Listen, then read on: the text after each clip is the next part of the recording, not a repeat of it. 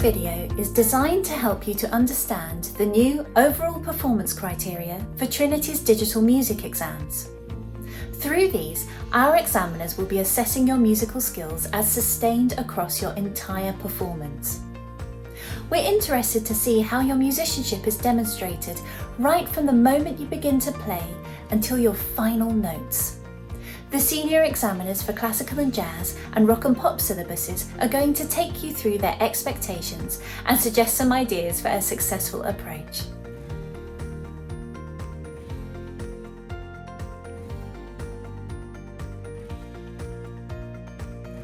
We're looking for the same sorts of things that you would demonstrate in your supporting tests or session skills.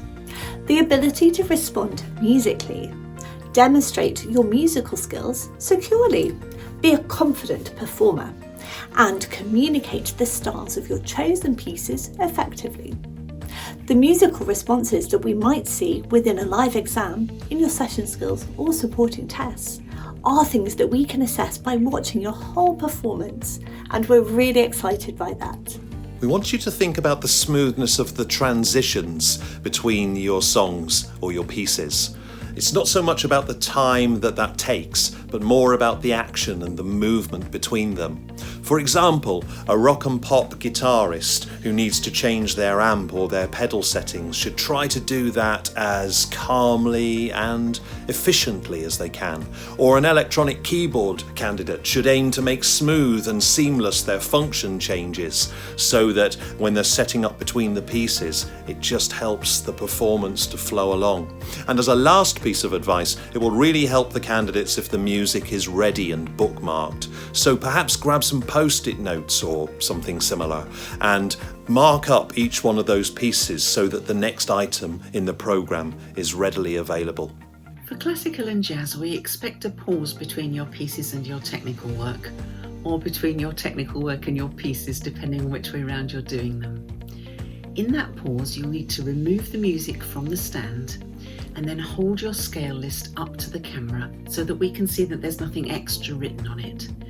You don't need to use the printed list from the syllabus. You can write your scales up in any way that makes sense to you, and then pop the list on the stand and begin your scales, playing them with as much flow as you can so that we can see a nice even journey through the technical work.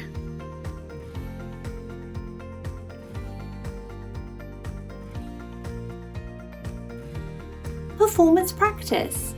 One of the aspects that these new criteria can help us to nurture is the visual aspect of a performance, much as we might expect to see on a concert platform or in a live music venue.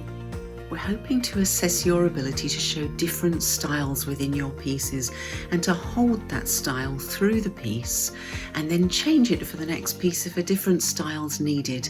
And we're hoping that you can do that smoothly and engagingly, really drawing us into all your performances. A secure and aware performance will show us that the candidate is absorbed in the music and engaged throughout.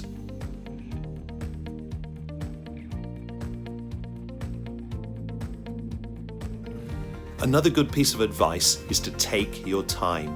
If something goes wrong, say you make a mistake in your technical work or in one of your songs or your pieces, then try to treat this as you would do in a concert. Just move along, enjoy your performance as you would if you were performing to an audience instead of to a camera. Remember, performing is also about coping with any problems. So, if the music book falls off the stand, or if you need to take a moment longer to allow for a change of mood between your songs, this is fine.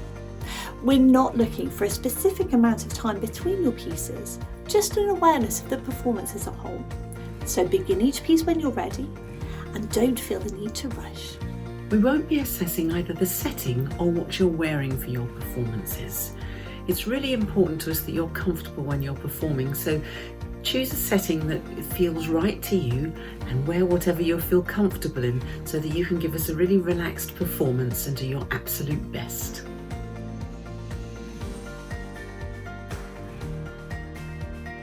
Think about preparing your students as you might for a live concert of all their pieces, a whole performance, so that they understand the nature of a continuous concert and the need to flow smoothly from one item to the next, maintaining that flow and focus throughout.